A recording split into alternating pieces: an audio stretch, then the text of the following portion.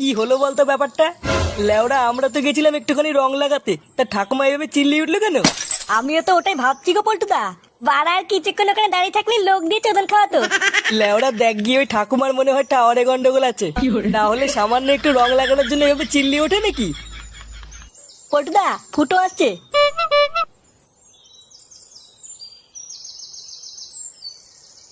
কি হয়েছে বাড়া? তোরা এখানে কি করছিস? আরে চোদন, আমার হাতে রঙের থালা। হ্যাঁ, লাগিয়ে বেড়াচ্ছিস নাকি? হ্যাঁ, হ্যাঁ, আমরা বালচের ক্লাবের পক্ষ থেকে প্রতি বাড়ি বাড়ি গিয়ে রং লাগাচ্ছি। বাবা বাহ, ভালো ভালো। তার রং না লাগিয়ে রাস্তার মাঝখানে কি পুঙ্গা মারতিস তোরা? হ্যাঁ, আর বলিস না ফুটো, একটা বাড়িতে রং লাগাতে গেছিলাম, তারপরে তো একটা ঠাকুমা সে খোঁচে গিয়ে পাড়ার লোক ডেকে মার খাওয়াচ্ছিল। আমরা লেওরা একটুর জন্য পালিয়ে এসেছি, না হলে কপালে চোদন ছিল।